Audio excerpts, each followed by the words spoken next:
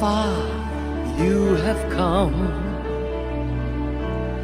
on your own, but never alone.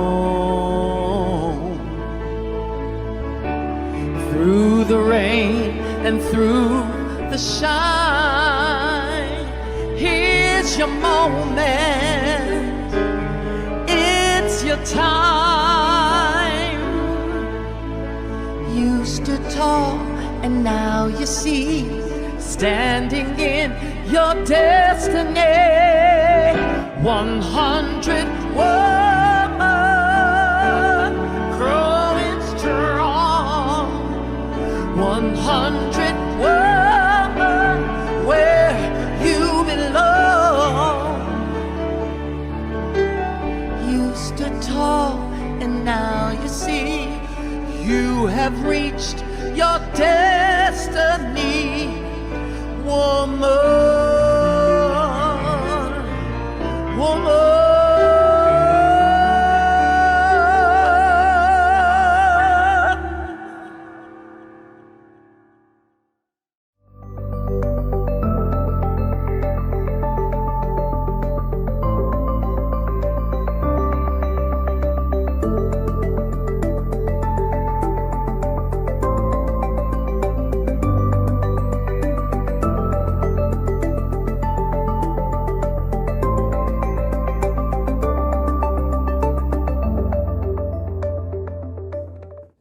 As people of African descent, we offer this land recognition in solidarity with the indigenous peoples of Turtle Island in the efforts and deliberate intentions toward decolonization.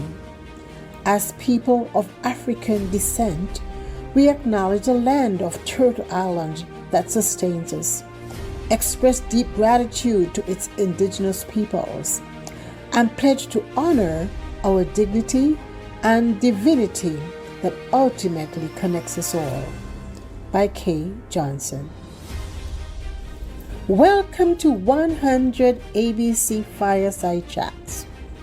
100 Accomplished Black Canadian Women is a bold project initiated by co-authors and co-founders, the Honorable Dr. Jean Augustine, Dr. Denise O'Neill Green, and Donna Jones Simmons. Our mission is to celebrate and archive the professional accomplishments of trailblazing Black women from all across Canada.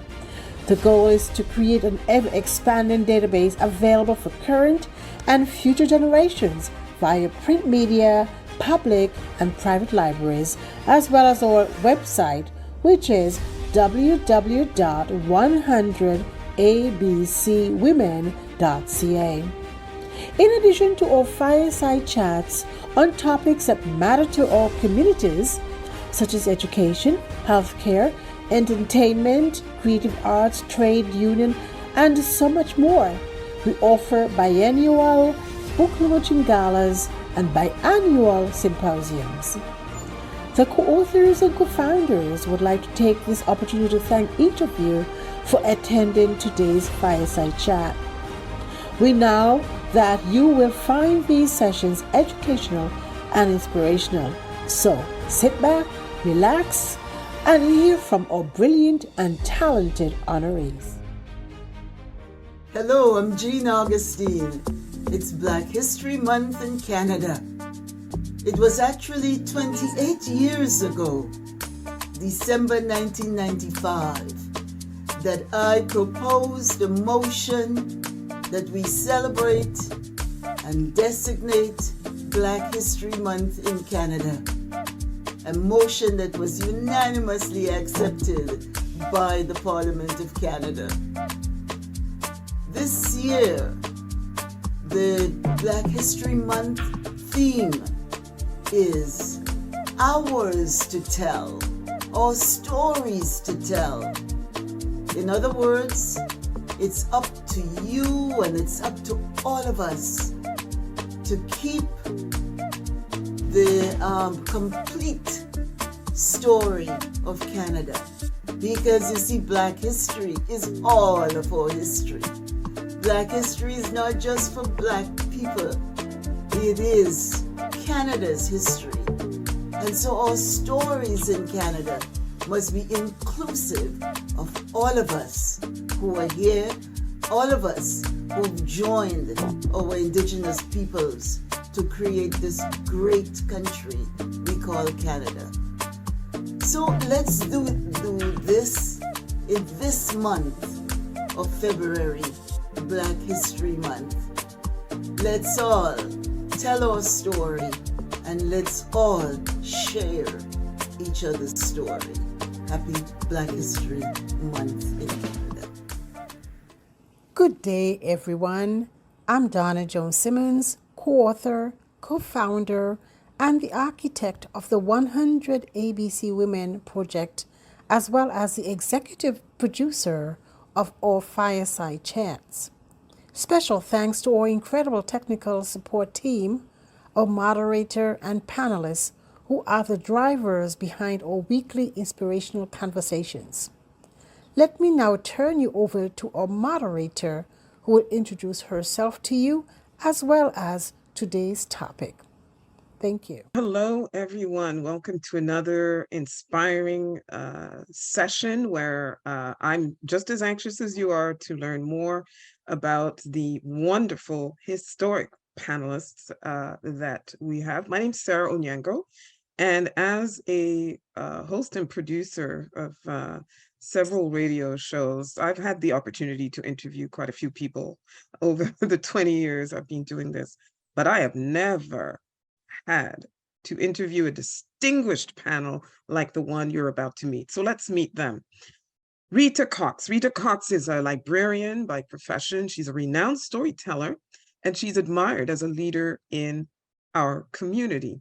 She joined the Toronto Public Library as a children's librarian in 1960. In 1972, she became the head of the Parkdale branch and launched literacy programs and other initiatives promoting multiculturalism throughout Toronto. And during her tenure in 1973, Dr. Cox pioneered the library's Black Heritage and West Indian Resource Collection, which was renamed the Black and Caribbean Heritage Collection in 1998.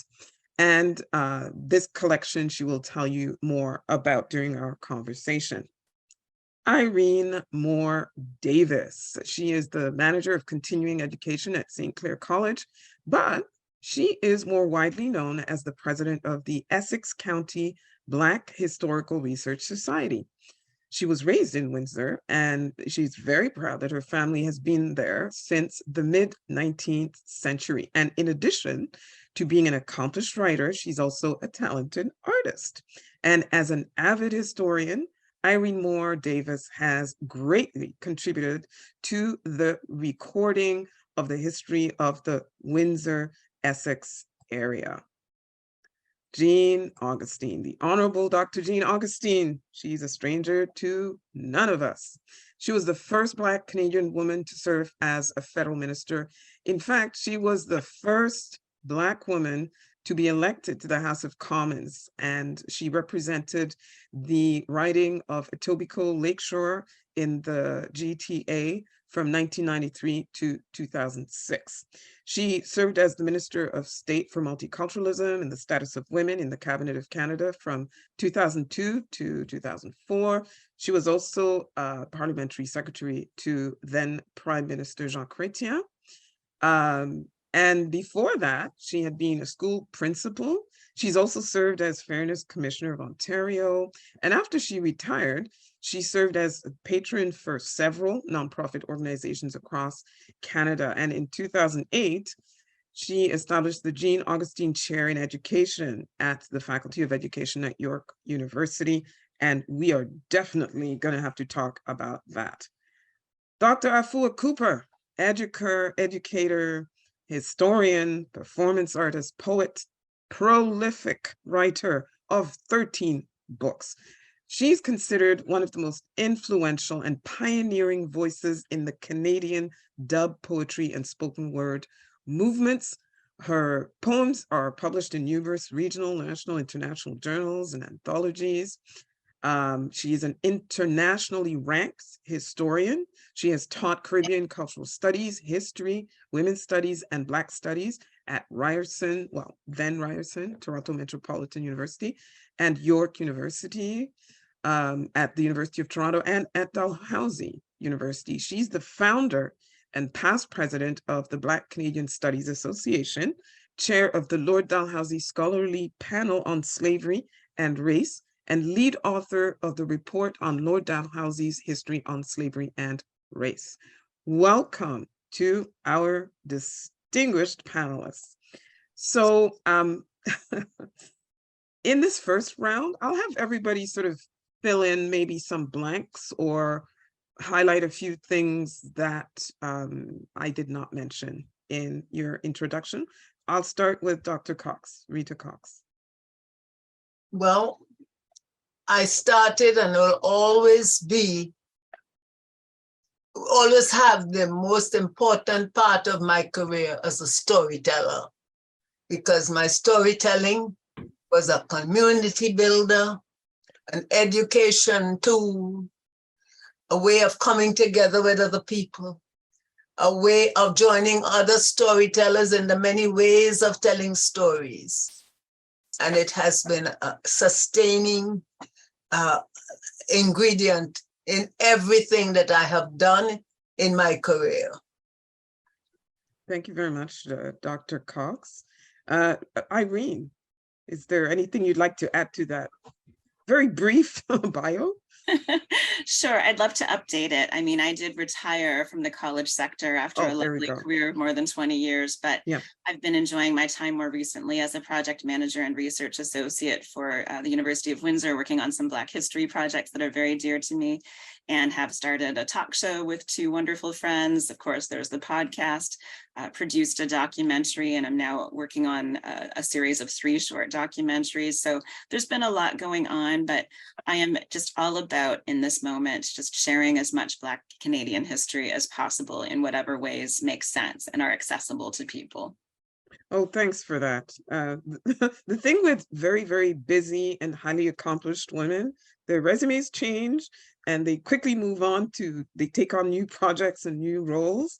It's kind of hard to keep up. Dr. Augustine.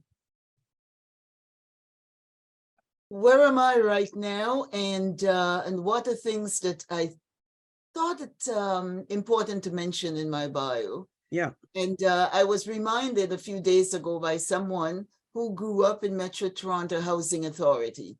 At the time, it was called MTHA. It's now Toronto Housing. And some of the things we did together as community, and some of the things I did in providing leadership as the chair of Metro Toronto Housing. When I got there, there were no kind of tenant involvement in the working of the daily life of individuals. At the same time, the drug was really starting to hit, and the young people were finding the crack cocaine. Actually, I was looking for those words. Crack cocaine was just about starting to hit the various communities, and so we had to do a whole series of things to change the perception of what was going on in public housing, to give the tenants the opportunity to call themselves tenants, to call the places where they live, not just units, but to make sure that that was their home, and also to find opportunities for the young people.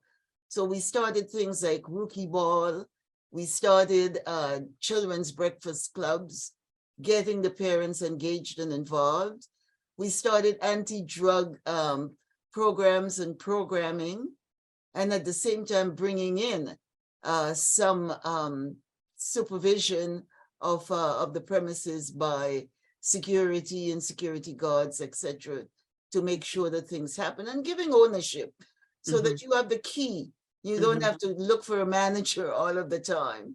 Yeah. And I was reminded of that a little while ago. Someone said, oh, they speak about you in politics, or they speak about you in education, but you did make a big difference in the world of public housing. And Yeah. so I'm adding that to what you said. Thank you very much for that reminder, because I think it was your involvement in that got you noticed by people trying to recruit you to run for political office because of what an effective advocate you were for that. Dr. Cooper, Afua Cooper, are there any blanks you want to fill in that bio? Perhaps, yeah, because what I'm doing now, I'm leading this research project called A Black People's History of Canada. I'm the principal investigator of this project. It's a big project. To tell you about it in a nutshell, it's really to do research on Black history and to write curriculum from K to 12. So it's really geared, because oftentimes by the time people come to university undergraduate, they don't know anything about Black history. They didn't do it in middle school or high school. So that's our focus. So it's really a great project, hugely ambitious. It gets overwhelming at times. But yeah, it's wonderful. It's just tremendous, funded by Canadian Heritage. And the other thing that in terms of my artistic endeavors, I was awarded the Portia White Prize. Portia White was this Nova Scotian-born Canadian contralto, concert singer, operatic singer. So I was awarded that prize for my work in arts and culture for Nova Scotia. It's the highest prize you can get in that regard. And I was happy to get it, but also that Ontario, I also was nominated for the Ontario Premier's Award for Excellence in the Arts. So I just thought it's nice to have these recognitions from two provinces where I've made my contributions. That's amazing. And I'm sorry I didn't mention, I mean, all of you have a list this long of awards, honorable mentions, and all kinds of things. You're so highly accomplished. I wanted to give you an opportunity during the conversation to just bring them up. So let's just get straight to it, right? Because you're either the first of something, one of the first or something, an only, or one of the few of something, okay, in your respective fields. So if you founded something, or if you were recruited for something or nominated to something, what made you take that leap of faith and say yes to opportunity? What was the thought process in the yes? Who wants to start this conversation? Because people think, oh, yeah, so-and-so was nominated, and yeah, of course, no. There's always a process and something, a deep something that motivates you. Who wants to start? Well, I'll start. Yeah. I mean, there are always opportunities for our community, the Black community. I'm sure Irene will agree. I always say that for Black history, there's so many stories to be told. Just take a bunch and start working on them. So there are all these opportunities there. For me, academically, I pursued a degree in Canadian history. My degree is in Canadian social history, but I focused on Black history. And so in terms of a first, there weren't many people I was one of the first persons I would say in Canada to have a degree that specifically addressed the Black community. There was Sheldon Taylor, who came from the same department that I was in, supervised by the same people. And it was like going out in an unknown land. But there are stories that I wanted to tell, I wanted to research. Henry Bibb from the Essex County, the whole issue of slavery, reading about slavery, within the large Atlantic world, knowing there was slavery in Canada, but it wasn't really on the map. Even though all the documents were there, it's not as if the chroniclers of slavery were hiding anything. The slave masters, the government, they all wrote documents on pertaining to that. So it was just going out there and saying, this is what I want to do, and I'm going to do it. And I'll just speak briefly about too, the art scene, the poetry scene, when doing the poetry, and how that wasn't seen as, like mainstream poetry within Canada. Some of us were actually not admitted to the literary associations or organizations because of the kind of work that we did, the poetry that's linked with activism and community activism. So it's knowing that this exists, that we have the self-esteem, that we know that we're worthy, that we know Black culture is beautiful, that Black history is beautiful, and that we are part of this continuum. And there are so many people who are going to come behind us, and we have that responsibility to hold them up and to shore them up, and to pass on the baton and to ensure that we create these opportunities for them. It's very, very multi-layered. Maybe we could even talk about in the next round about the obstacles that we faced. That's exactly what we're going to do. But since you mentioned Essex County, Irene, I'm looking at you.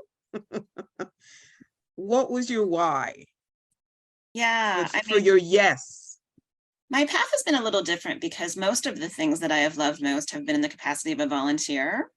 That's not to say that my career hasn't also been very enjoyable and fulfilling, but I love to center the stories of people of African descent in the past and the present, and to make sure that we're focusing on equity, diversity, and inclusion, but also very specifically Black-led stories of success and resilience and determination and overcoming. So whatever ways I can get at that, that's what I like to do. So, the why was essentially noticing the tremendous gap in people's knowledge.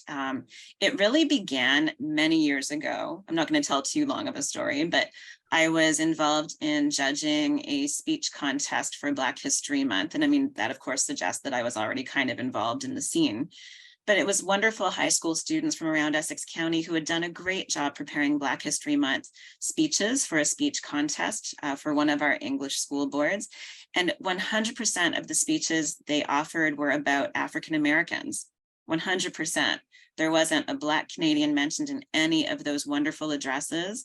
And, I gave credit to the students and to their teachers for the great preparation, but it also kind of broke my heart that there was no evidence of any knowledge of or interest in our Black Canadian stories. So that kind of made me pivot to figuring out how I could work with others to make knowledge of Black Canadian history more central.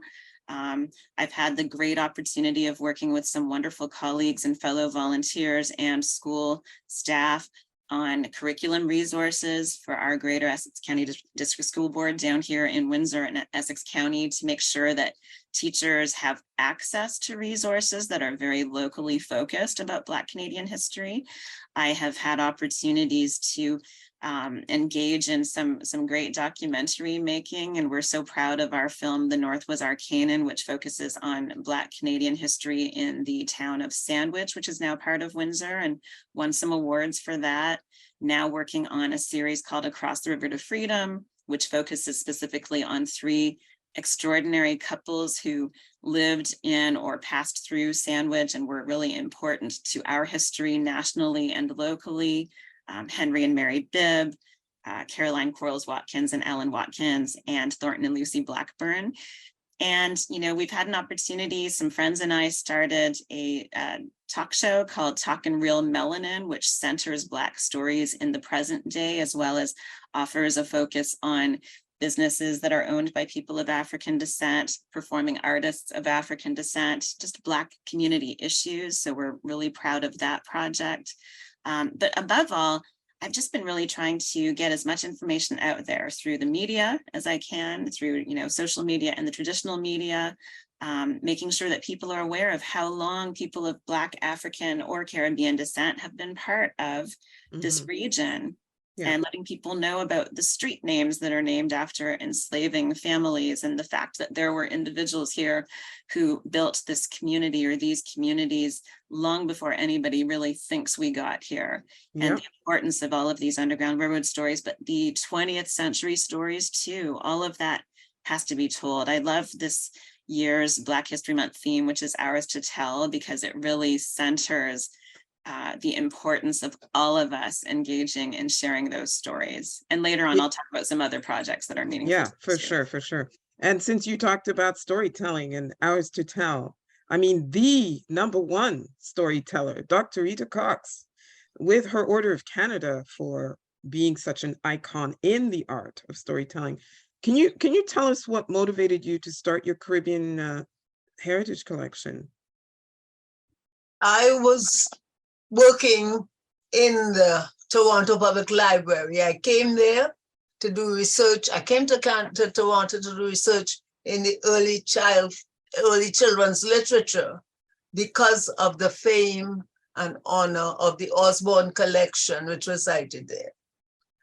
But I came on the advice of the chief librarian of Toronto Public Library, to whom I had applied to come to Toronto to do research. And he told me that he advised that I came on a student, I did not come on a student visa, but to come as a landed immigrant. And that was the ingredient that made me stay in Canada, because I came and I'm here. I've been here ever since. I did not return to New York, to the New York Library where I was supposed to return, because I worked there in the children's section, the Donwood collection. My storytelling, as I said before, played an important part. I worked at several different libraries, maybe all of them. In those days, before amalgamation, there were 36 libraries in the Toronto Public Library segment, and there was North York and Scarborough and all of that. And so I worked in every library, and the important thing was I worked with the schools in every area. And the important thing, and was talked about, was they came to the library to hear stories. I got the opportunity to share the stories of my background and my culture, in addition to the stories of everywhere.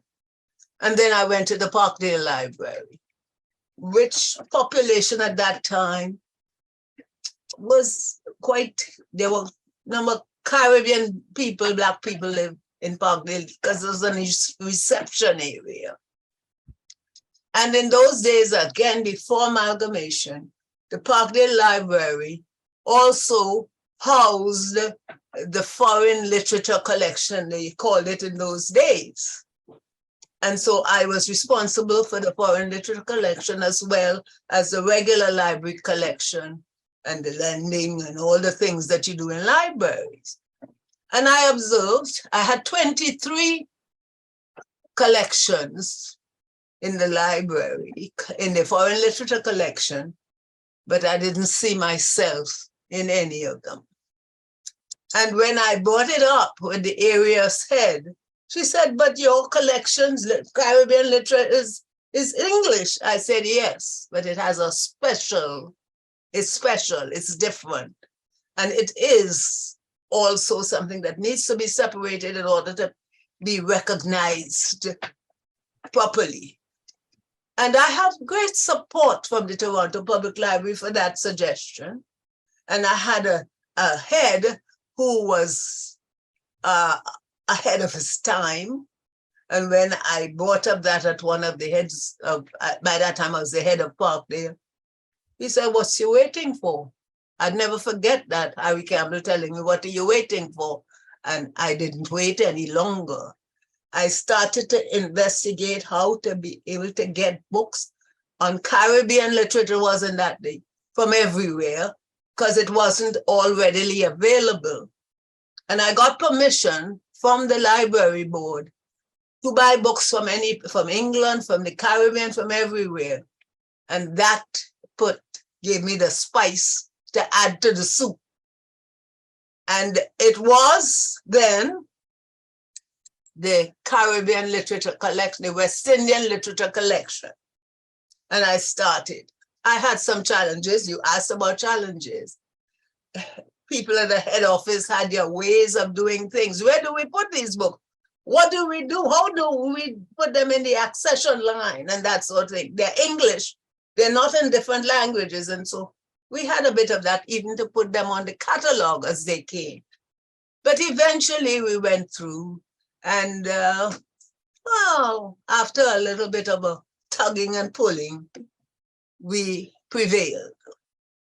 Because it was a collection of literature of people of color of the Caribbean, other people from the diaspora began to ask, well, why aren't our books there? Why aren't books from Africa there? Why aren't African-American literature not there? And so we had consultation and we decided to enlarge the scope and also the name of the collection. So we call it the Black Heritage Collection. And it went a little bit further and we started. No, it was West Indian. And then I said Black Heritage, it had to be because not all Caribbean or not all West Indian people are Black. And we had to introduce everybody from the Caribbean in order to do that. The collection got so popular so soon that Parkdale Library became the people, especially Caribbean people's library. And I think it still has that reputation.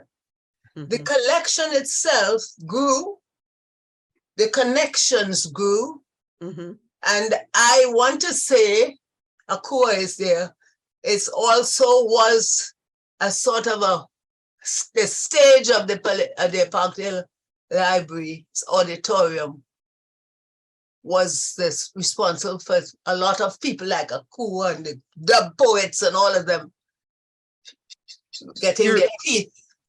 Dr. Cox, Dr. Cox, you're talking about Akua Benjamin? Is that who you're? Yes, she's one of my grandchildren. No, okay. I think she means me. Oh, Afua or Akua? Afua, yes. Afua, yeah. I'm sorry. Yeah, so because we used to use the library a lot, so. Yeah. And that's where they cut their teeth and they got famous, and some of them are still as famous. So, and I feel that I had something to do. I was glad I rubbed shoulders with them. I had something to do with them. So I still claim them as my children. Yes. And the collection itself, because of the collection, I was able to have association programs, book launchings, plays, everything that was about our culture and our education and our literacy. And so that is why it still is a name to which Caribbean people especially relate. So, yeah, thank you very much for that. So far, 1, 2, 3 of you have talked about a gap you saw. You wanted to be the change. You actually were the change you wanted to see, or you initiated it. And we're going to get to Dr. Augustine, because I mean, I'm curious about the running for political office after having been an educator for, I don't know, 15 years or more. What made you jump into politics, and federal politics at that? Well, I think, Sarah, it's important to note that I grew up in Happy Hill, St. George's, Grenada.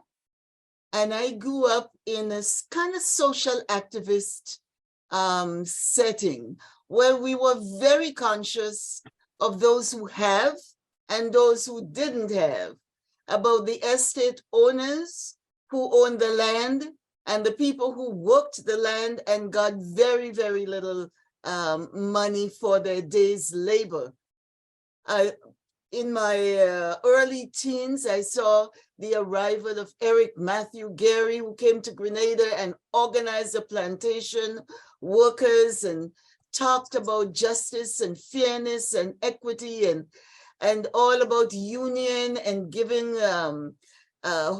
equal wage to folks, etc. And I think that environment of growing up around these social justice issues, I was always very conscious. When I started teaching, after having gone through the pupil teacher system, I was making $7 a month. And that $7 a month had to do everything. And so I realized that there were those who have and those who didn't have. I didn't see it in terms of race, because in Grenada, we didn't talk about Black people and white people, because we had Black people who had a lot of money and had a lot of land and had a lot of resources. And we had Black, the principals of schools and people in at that level.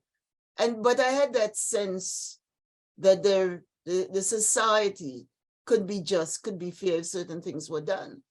So when I came here in the Canada Caribbean domestic scheme, I too was looking for that fairness and justice in the society.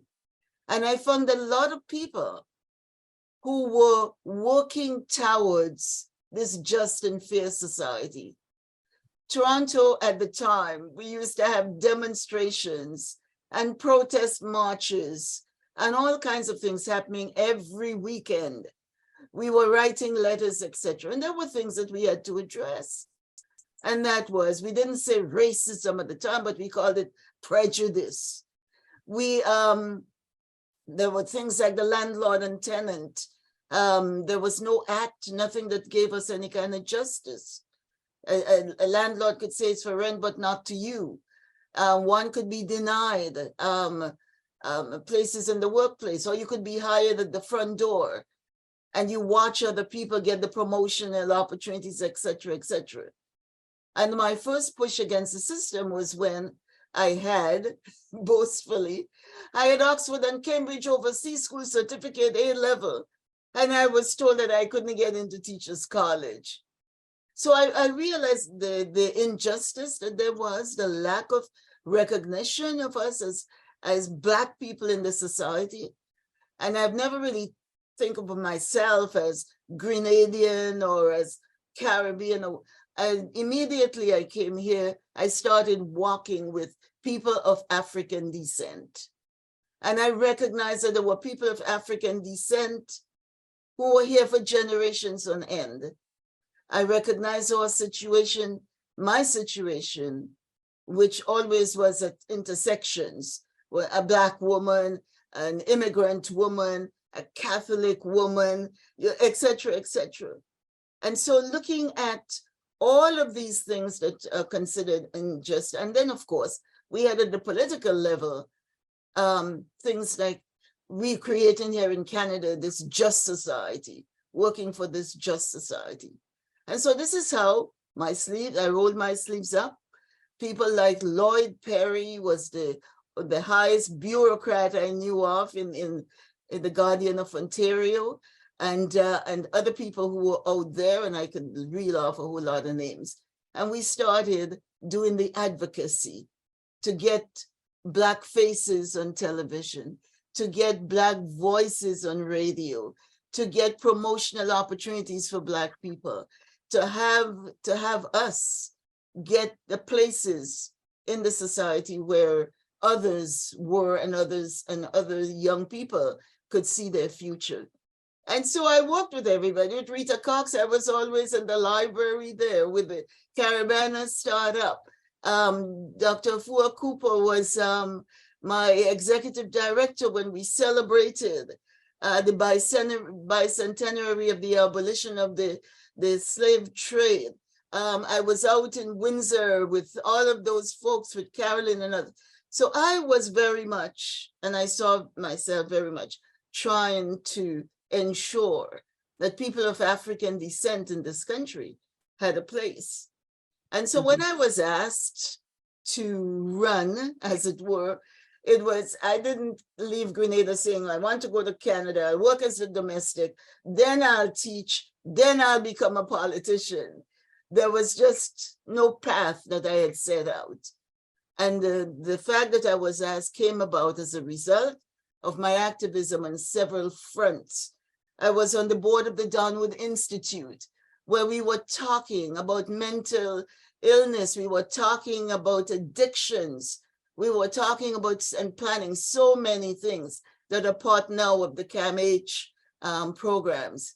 And as I said earlier, my work in public housing, where I was pushing back against whether it was the way that people in public housing were policed.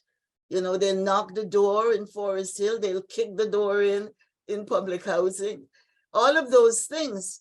But I never did anything, and I want to be clear about this. I never did anything on my own. I was always part of a group. I was always part of a team. I was always part of an organization. And if there wasn't an organization, I started one. But always bringing people together. The Congress of Black Women of Canada, the National Black Coalition of Canada, Harambee Canada, all of those visions we had that social justice, we can work right across the country to bring Black people together to address those social justice issues. I used to turn away from the word social activist, but as I get older, I'm beginning to see all of that work as social activism, and I'm beginning to take the title of social activist. And I learned from so many. I learned from the professionals because it was important to work with the professionals and to learn from them. I learned a lot from Afua. I learned a lot from Rita and what was happening in the library. I learned a lot, Irene, from all the folks and going around the general area and all of the historical places. But again, it's this business of what is better for us all, not one group, not one part of the diverse. And the motion that called for the designation of Black History Month in Canada, that motion said, right in the motion itself, it laid down the mark that we are a diverse African Canadian community. And for me, those are the lines that I have worked along. And we are so grateful to you, Dr. You have no idea. And I'm very happy that you name dropped throughout your response, because people do need to know about the National Black Coalition. That is a huge part of Black Canadian history, the National Congress of Black Women and all the chapters across the country.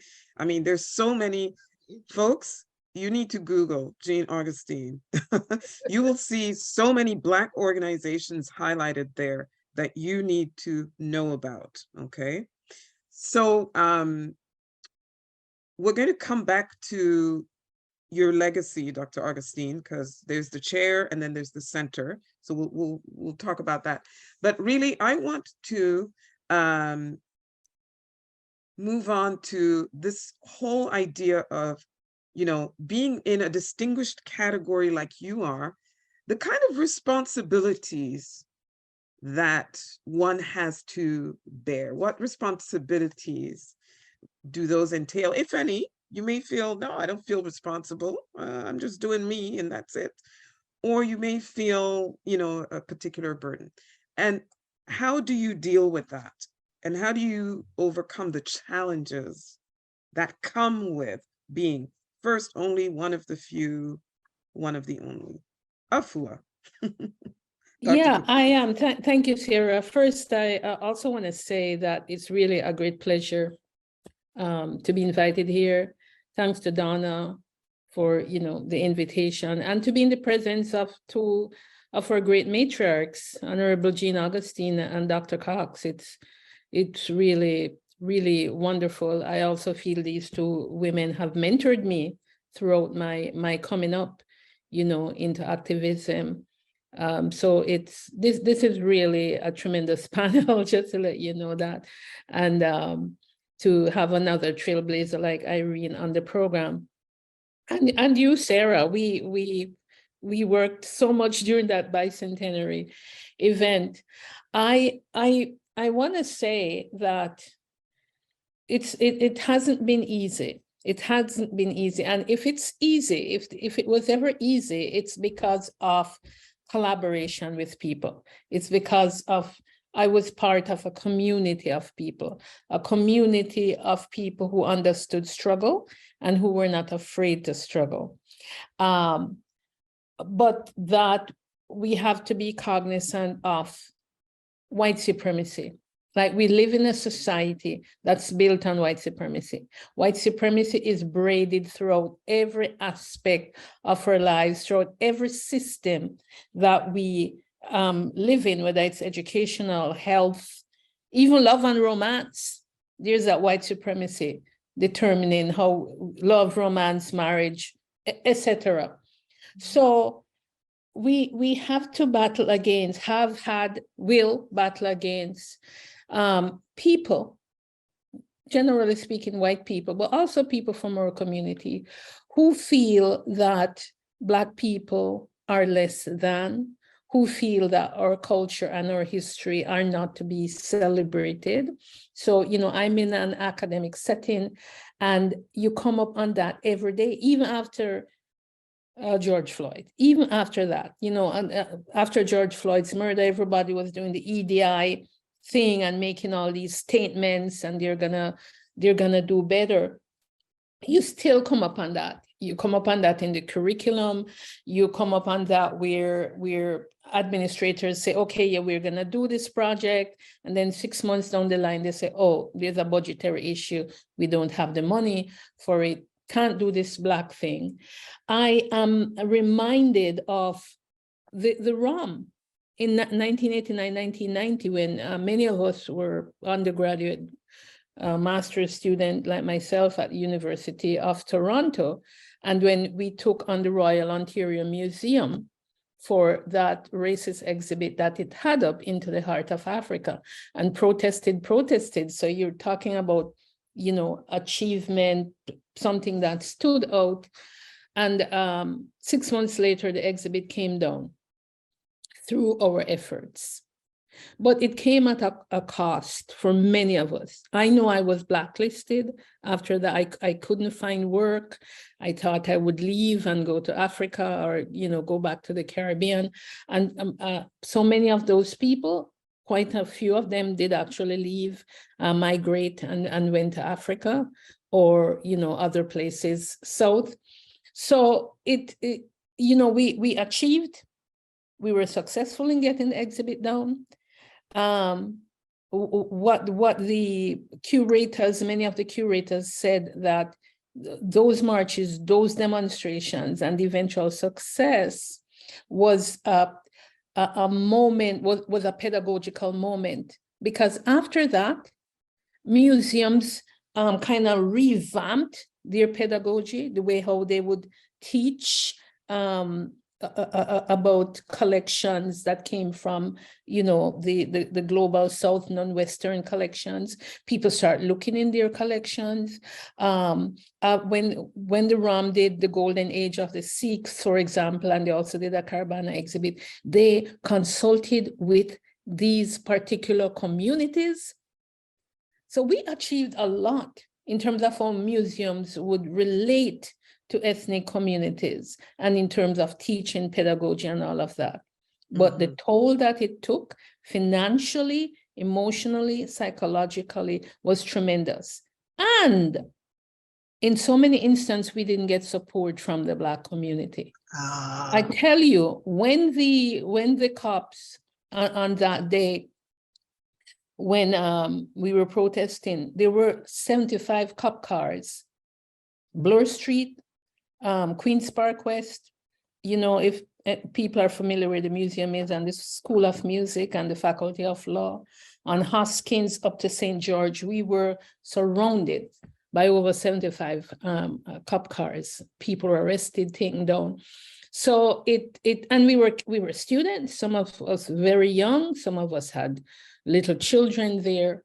So there is that struggle. And today the ROM can boast its, equity and diversity, but our bodies were on the front line. of that equity and diversity. And so for me today, I give a lot of talks on, anti-racism, but I said, you know what, I'm not doing any anti-racism talks. My thing now is anti-Black racism, because as Scott Nakagawa said, Blackness is the fulcrum, because we have, Black people have put themselves out there on the front line, affirmative action, employment equity, what have you. And when the doors are open, oftentimes it's not our community that goes through that door. Other communities rush in on our backs, and then they don't turn around and support and help us. So another thing that I'm involved with, I started the Black Studies program at Dalhousie University. It's launched. I started a Black Studies minor. It looks great. We're rolling out the major come September 2023. But that came about through a lot of struggle that I can't talk about here, right? And that struggle is as a result of white supremacy and the whole logic that Black people are unworthy. That we should just be hewers of wood and drawers of water. How dare you talk about you're an intellectual and you're doing this, you're writing books, you're researching, you're thinking, you're analyzing. No, you should just be working, doing brute labor. So the struggle continues. Yeah. Oh my God. And I started out with it and I'll end with it. Yeah. We can't do it alone. We have to be part of a community. We have to be with like-minded people in whatever it is. When you see people rushing off out there by themselves and acting like, they got it all, they're gonna be in for a rude awakening, because the anti-Black racism doesn't sleep and white supremacy doesn't sleep. I think I know we have to bear that in mind. Yeah, thanks. Oh my God, thanks for that, Afua. And I think, the toll and the cost to Black bodies and minds that you highlighted there. Somebody was saying in the chat that that particular story, the protest at the ROM, that needs to be broadcast in mainstream media. I'm looking at you, colleagues. Mainstream media needs to bring up these fights that Black people fought, including discrimination in immigration laws. People complain now, but they have no idea of what Donald Moore and them went through back in the 50s, right? Irene, I saw you nodding. You're also sort of in the academic sphere as well. The burden, the burden of being that Black person who dares to get out there and create initiatives or just step out to make change. Yeah, the responsibility I feel is to the community as a whole, to people of African, Black, Caribbean heritage all across this land, but especially in my region of Southwestern Ontario. And with all of the love and respect for all of the wonderful Toronto women on this Zoom, I have to say that here, where I'm from, we're constantly also counteracting this weird narrative that exists that Black people only exist in Toronto or in places like that. And so, getting these regional and local stories out is also very important to us. But I feel a tremendous privilege, but also a responsibility to the ancestors as well. And what gives me a lot of strength, in addition to my personal faith, is my understanding that I come from good stock and not Woodstock, and that, whatever I am dealing with, my ancestors have had to deal with a lot more. And I mean ancestors that were right here in this community in which I'm sitting right now. People like my great-great-great-grand auntie, Marianne Shad Carey, who was dealing with all of the misogynoir and, sexist and racist hatred that one could possibly deal with, and still found her way forward to establishing a newspaper and doing all of the things she did. And my great-great-granduncle, James L. Dunn, who sued the Windsor Board of Education for segregation, and then got the best revenge and became a school board trustee, and then Windsor's first Black town councilor. And, I just think about all of these ancestors, and the ones who aren't famous and aren't mentioned in any case law, the ones who just came up here from Kentucky or Tennessee or North Carolina and, forged a new community, withstood the onslaught of racism that was always aimed at them, regardless of whether they had legal freedom in Canada or not. They had to carve out a new path, establish their own institutions, make a way for themselves because nobody was making it for them. I mean, and certainly, you know, that whole thing that happens kind of after the American Civil War, when they kind of wanted our folks to just get out, like, what are you still doing here? But we stuck around. And so generations upon generations of my ancestors are the people to whom I feel responsibility as well. And that gives me energy and contributes to my passion. And, you know, I still, even in Windsor, Ontario, which is, it's really one of the most ethnoculturally diverse places in this country. For a long time, it was like the fourth most diverse city. But, you know, people like me are constantly asked, like, where are you from? You know, the assumption is, how did you get here? What are you doing here? And so there's this ongoing effort that is necessary, not just by me, but by many community members, to make sure that our stories are told and that people understand what we're doing here, what our contributions have been to this community as it now exists, that now welcomes people from all over the world, and how they got here and what we had to do with them getting here. And especially right now, I'm very consumed with, fixated on, but, you know, working hard to address the erasure of our historic Black district in Windsor, Ontario, which was the McDougall Street corridor. Like many other communities across the country, we suffered from urban renewal, urban revitalization initiatives in the mid-20th century, and much of our built heritage was knocked down and our people were displaced. Our Black-owned hotel, many of our Black-owned businesses, our Black churches that had been built by freedom seekers upon their arrival here, many of those things were torn down. Many of those properties were expropriated, and there is just no real evidence of our having been there, or there hasn't been, other than some historic plaques and things. So one of the things that's been most meaningful to me lately for the last, I'm going to say, year and a half, is recovering those stories. I had a great opportunity through our History Society to pitch to our partners at the University of Windsor a great idea. We know it's a great idea to hire a graduate student to do some investigation and collect some oral histories. Her name is Willow Key, and she's going to be a 100 ABC woman one day.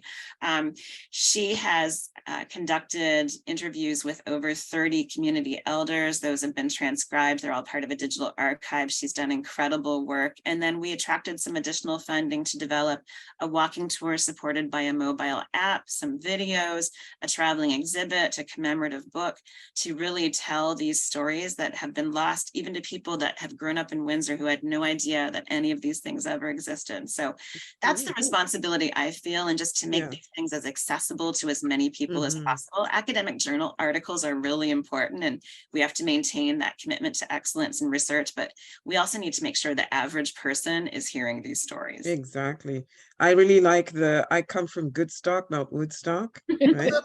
And you know what? Thank you for the reminder of the erasure of Black neighborhoods, not even erasure, destruction and erasure, whether it's Africville, the neighborhood you're talking about, Hogan's Alley, you know, and other neighborhoods, because we're always looking across the border and we think, oh yeah, you know, Black Wall Street in the United States. No, we had our Black Wall Streets on this side that were erased as well. Dr. Cox, what do you feel is your responsibility, you know, with the position you have of being, you know, you've got your Order of Canada, you've got more awards than I could fit on 3 pages. What responsibility do you feel? I feel that, as everybody has said, nothing that I've accomplished or achieved has been accomplished by myself alone. Everything had much support, much following, and enabled me to be successful in those ventures. I am still asked to be part of things, and when I can at this advanced time of my life, I feel it's my responsibility to respond in the best way I could, to advise through my experience in the best way I could, to acknowledge all that is happening in the next generation, to support, to continue to add my own perspectives, and to learn more and more. Because the new generation, I find so much of the new generation of our people so inspiring.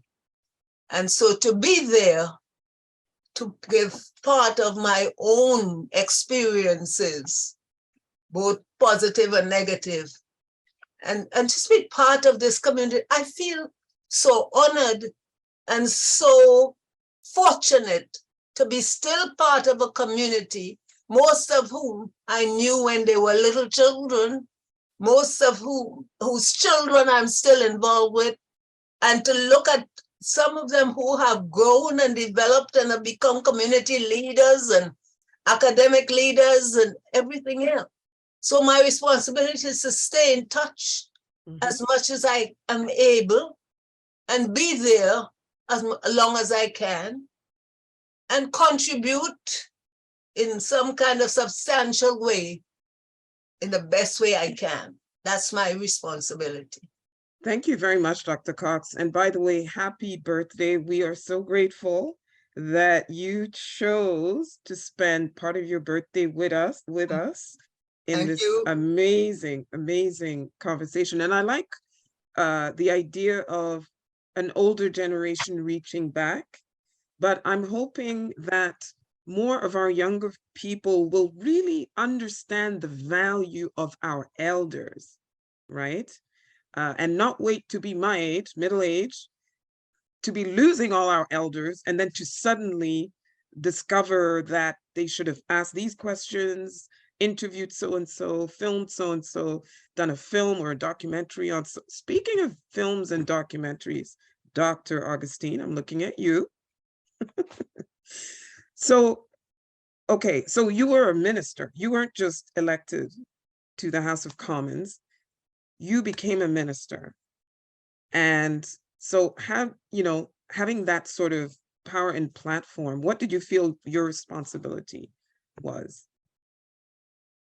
First of all, I felt my responsibility was to myself, to be the kind of individual who had the fire in the belly, committed to some social justice issues and wanted to see some things accomplished. To the African Canadian community, I was there to do and to say the things that they wanted done and said.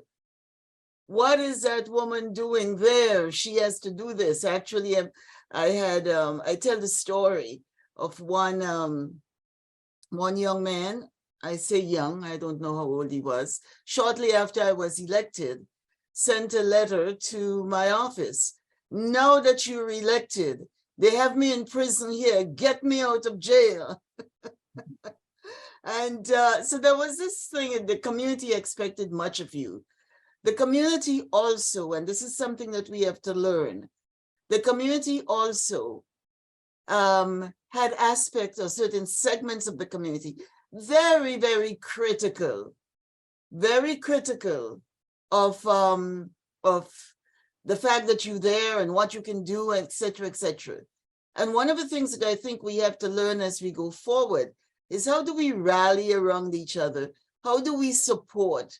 How do we say, okay, you got your feet in the door, how can we help you to be strong so more of us can get in there?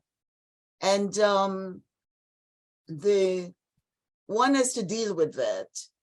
And it could be at times very demoralizing when the people who are around you that you think should be supportive are critical. And they were critical of everything, from the way my hair was jerry curled to the letters I got telling me that, have you noticed everybody in the House of Commons have either navy blue or black? What are you doing with that color? Or that color on you? You think you're going to Carabana? You know, ugly things, and there were demoralizing things. And when you have the community organizations thinking that maybe a Black person can be their voice. I remember the time I felt really, really hurt when there were 17 Black community organizations who came up to the Hill to speak to Paul Martin about situation in the Black community. Things that I was saying every week in caucus, but they came up to say this and ask that a white person be represent them around Paul Martin's table. With me sitting in the room, I was really, it's kind of like a balloon. You sit up and then all of a sudden you hear all of this and you come all the way deflated. But our community has to learn, our community has to grow. We have to recognize, and especially newcomers in the society have to recognize that there were things that were done before they came. There were things that were tried before they came. That there were people who were making, advocating in certain things before they came. And one of the things that we need to learn, and again, I think this is part of all of this, we need to learn our history. I think if you walk around and you ask people about the National Black Coalition of Canada, because the other day someone was giving me an earful. Why?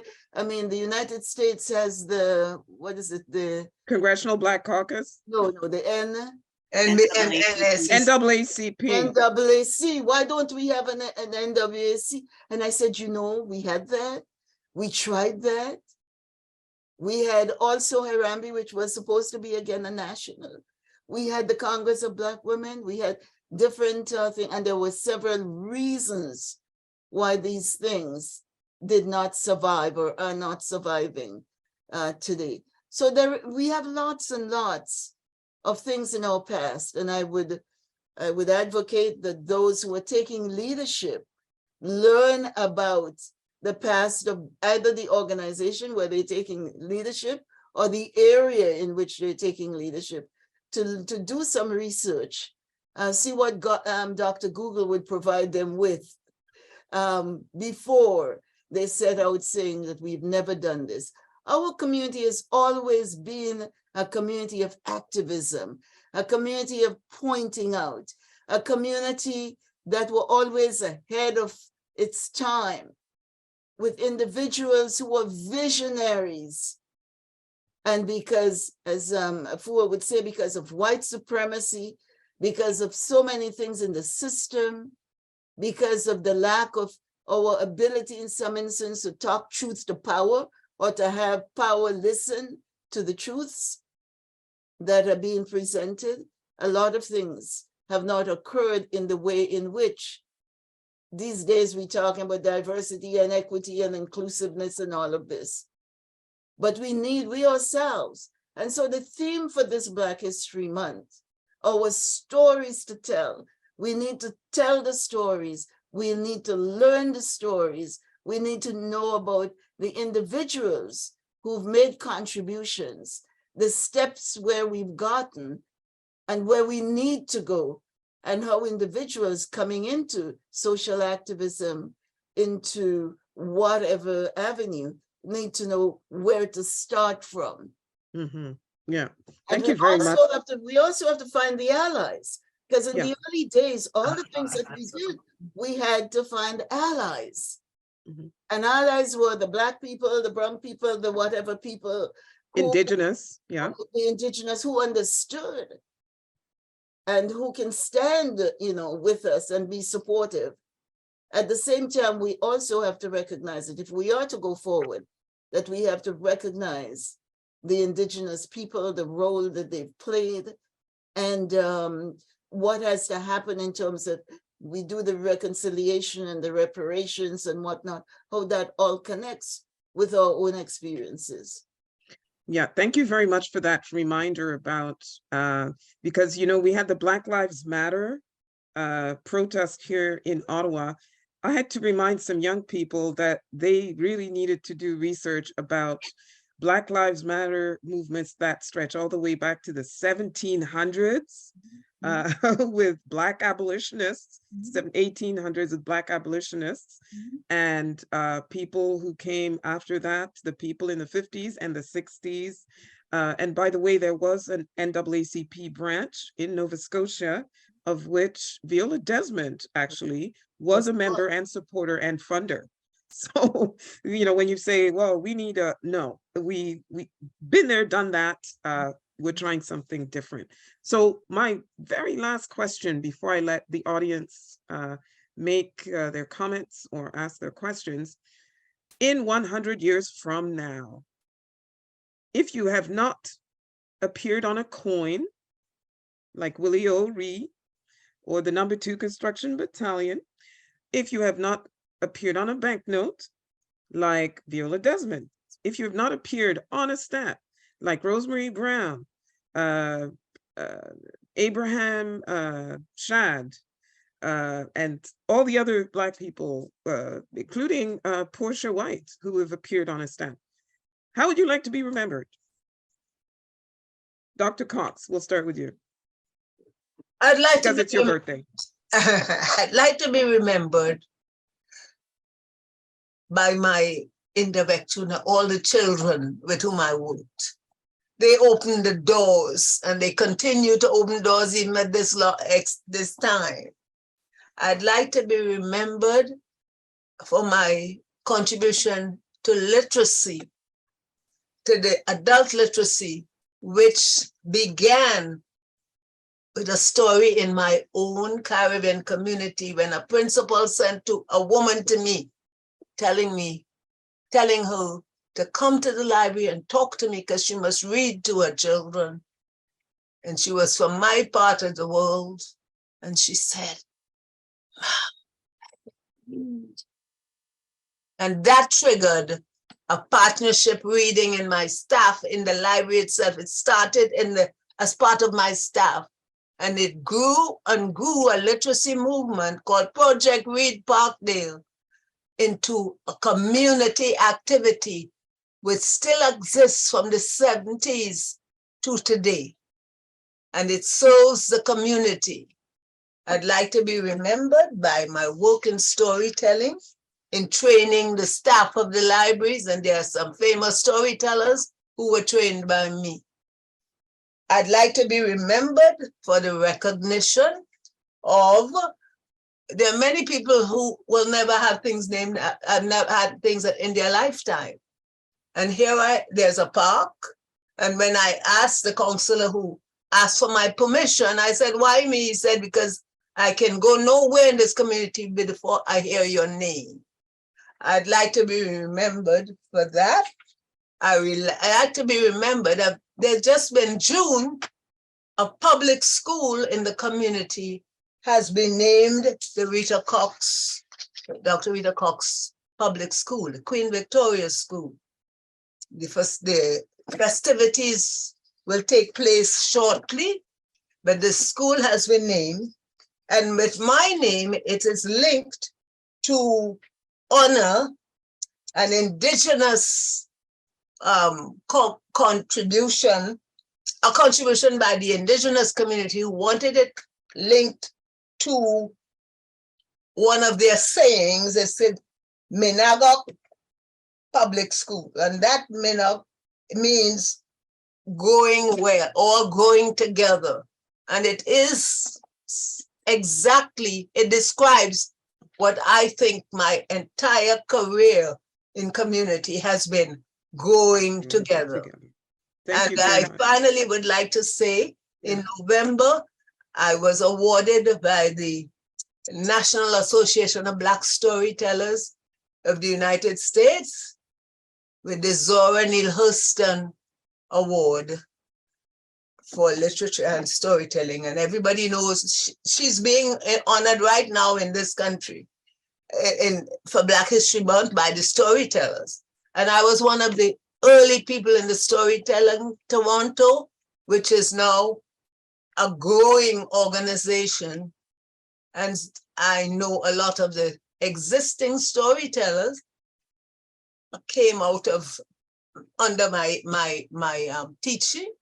And I went in November to a library in our community, the Maria Sheldock, and for the first time in years, since the 70s, I had an entire Black community for storytellers, for storytelling, for listening to the storytelling. It took me some the 70s now to have a majority collection of people listening to stories and coming to an event like that. And I say again, I owe a great deal to my lifelong employer, the Toronto Public Library, and its support. Thank you very much, Dr. Cox. And congratulations upon congratulations. That is just, I mean, all of you are eminent. All of you have been honored nationally and internationally in some way, but this is just stupendous, Dr. Cox. Irene, in 100 years, you know what? Before you say anything, I want to see your ancestor on a stamp. Marianne Shad Carey should be on a stamp, a coin, a bunch of schools, a bus shelter. She should be everywhere. And I mean, she is a pretty storied individual. She's a person of national historic significance here. She's in the U.S. Women's Hall of Fame. She has a school named after her. She's got the National Historic Landmark in DC, all of those things. But no, I mean, it's an interesting question that you've asked, Sarah. I don't actually care if anyone knows who I am 100 years from now, but what I do care about deeply is that people are aware of the Black presence, the long-standing Black presence in this country, in my region specifically, but all across this country. I mean, my creator and I know the work that I've done here in this region, and I can drive around or walk around Windsor and Essex County and see all of these things that I've had a hand in, whether people know it or not. A new Marianne Shad Carey sculpture at the University of Windsor at the downtown campus, the Tower of Freedom Monument, of which my mother was the chair and I was the secretary for that committee. Murals all over, including 3 new ones that we at the History Society have just commissioned to tell the stories of the McDougall Street corridor in a different way than the ones that I described earlier, and plaques and heritage markers and all of those things, the documentaries, and just lots and lots of discussion. Every time I'm in local media or other media and I see the negative comments, I actually take that as a badge of honor, because it means that somebody read this and learned something and didn't like it, but it's okay.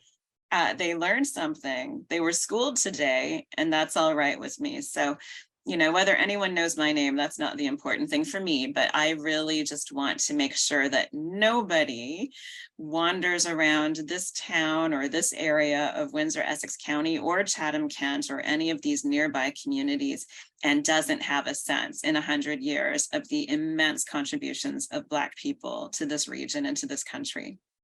Fabulous. Absolutely. And thank you for the work that you have been doing and continue to do. Dr. Augustine. Okay.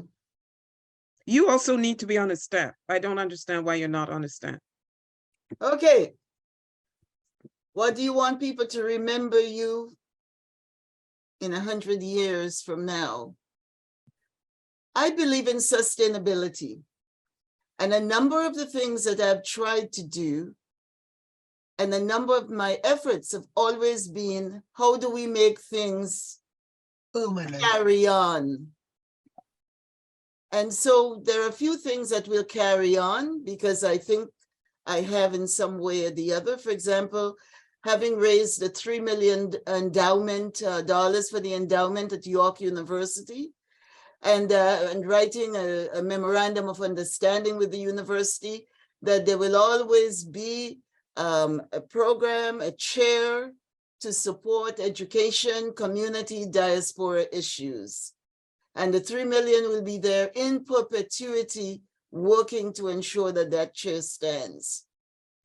I think some of the other things that that I have been engaged with, like scholarships at George Brown, scholarship at Humber College, Centennial, those I hope will sustain, and not only sustain, but the young people who have been receiving these small scholarship amounts, that as they go through life, that they will remember and they will ensure that their young people remember this.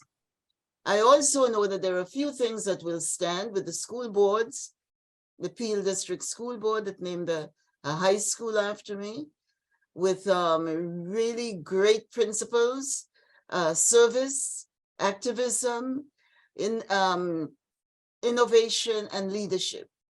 And that school and the motto of that school and the principles around which that school's programs are designed, hope that will stand in 100 years. As well as the city of Vaughan has given me the key to the city, and they have named a huge complex, a theater, high school, recreation center, and a huge park.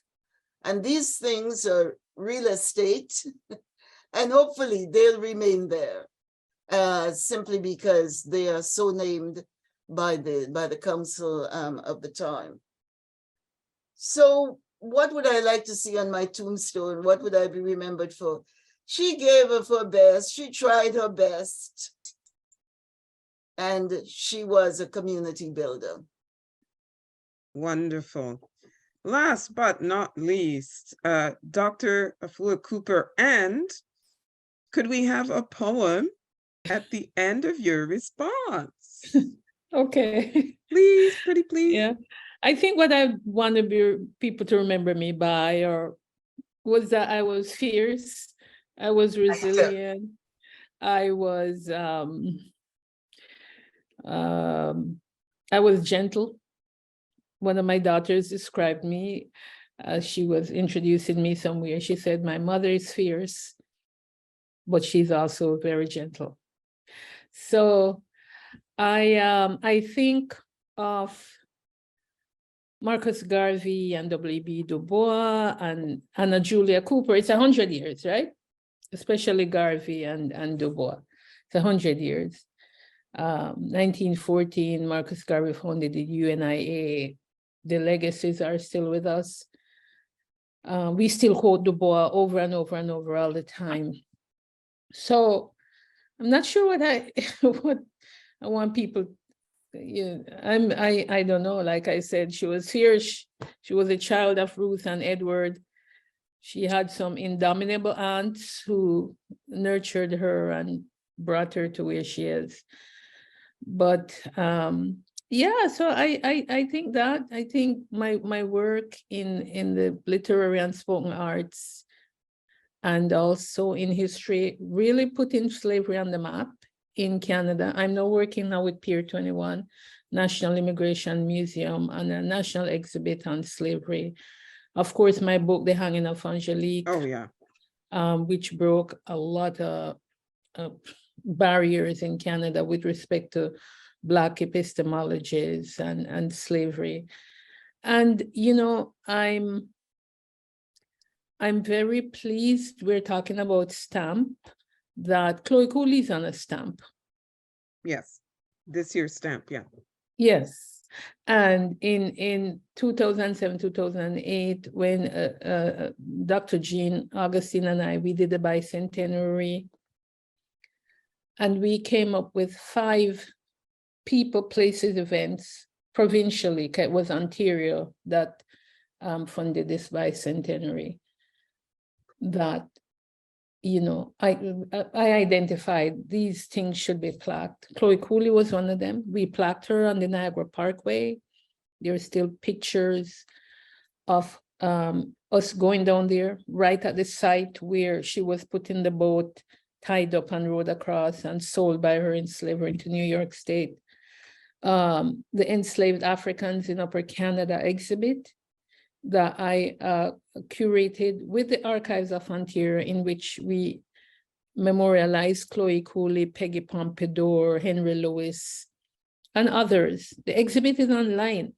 So in a way, there it is. My name is not on it, because when you do those things for government, your name isn't there. It's the Archives of Ontario, Ontario government. But yeah, there it is. If you go online, you find it. Enslaved Africans in Upper Canada. We did that 2008. Chloe Cooley was one of the people.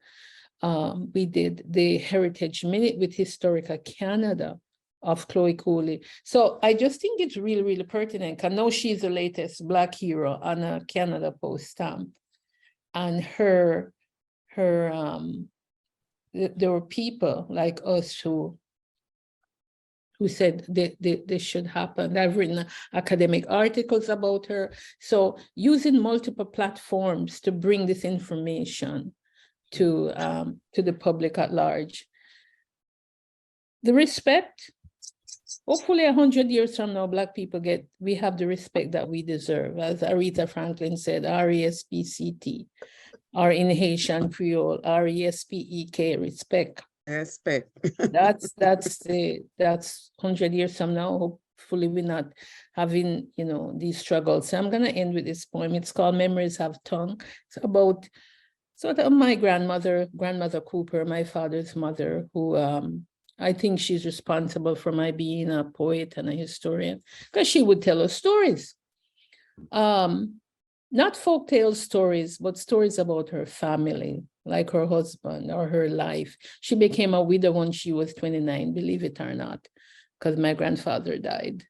He was 33 years old when he died. So it's called Memories Have Tongue. My granny say she have a bad memory. When me ask her to tell me her life story, she says she can't remember much, but she did remember the 1910 storm and how them house blow down and they had to go live with her granny down bottom house.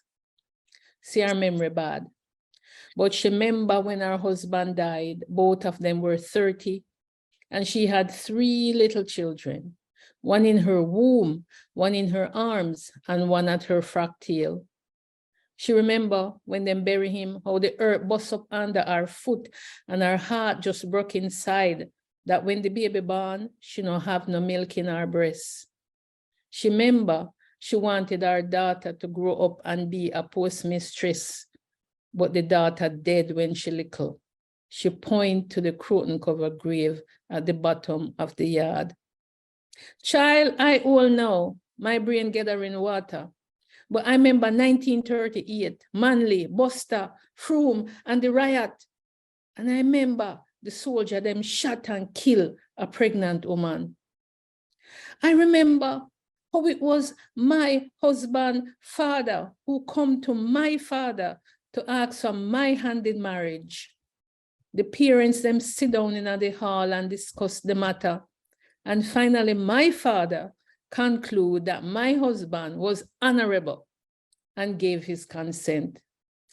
I remember on my wedding day, how the people that meet have all the food. It was all right though, she said. I was too nervous to eat anyway. And she laughed, and she laughed, and she laughed. The end. Thank you, thank you. Oh, that's thank for you all so of us, but especially for our 2 matriarchs, or Rita. Yes. Jean, yeah. Thank you so much, Dr. Afua Cooper, who actually, weren't you poet laureate of Halifax? I was poet laureate of Halifax from 2018 just say, to I'm just saying. Yeah. Just had to throw that in there. Yes. But thank you so much for your art, for your contributions, for your scholarship. Thank you so much, Irene Moore Davis, for all your contributions. And I hope to come down to Essex County to do an entire Black Canadian history tour. We've been talking about it in Ottawa. So, don't be surprised if a whole busload of us show up in your town looking for you to do a tour. Dr. Cox, I mean, what can I say? You are an icon. You just are, okay? Not a Caribbean icon, not a Toronto icon, a Canadian icon, okay? The Honorable Dr. Jean Augustine, icon plus, plus, plus, plus, plus, plus, plus. This conversation, I don't even know how I'm going to sleep because my head is buzzing. I'm so nourished by everything I heard. And I hope all of our audience were nourished as well. I hope you all will consider calling on these wonderful historic figures to be presenters, paid, thank you. I'm just saying, they deserve their respect, right? Not just for Black History Month. Women's Month is coming up as well in March. August, Emancipation Month is coming up as well. Women's History Month in October. Any time of the year, you can call on these wonderful, knowledgeable, eminent women to speak. And Dr. Augustine, before I go, your biggest legacy, yourself, Donna Jones Simmons, and Dr. Denise O'Neill Green, the 100 accomplished Black Canadian women that has brought all of us together in forms like this. To me, in 100 years, that's the legacy I want people to remember. Yeah. Thank you. Thank you so Sarah, much. I just want to say how thank you for being our moderator. And there were all these synergies, including the colors that we are wearing, and considering we didn't plan it. Right? We did not, no. Yeah. Yeah.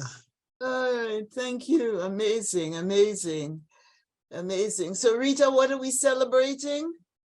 A life well lived. Okay, good stuff. Love it. Good stuff. Congrats, Dr. Cox.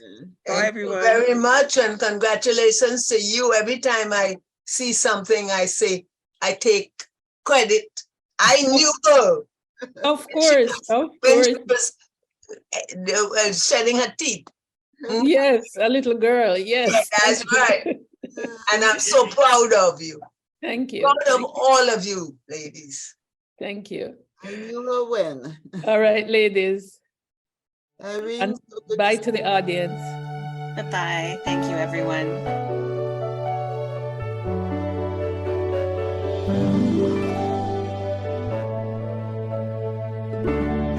Look how far you have come on your own, but never alone. Through the rain and through the shine, here's your moment. It's your time. You stood tall and now you see, standing in your destiny.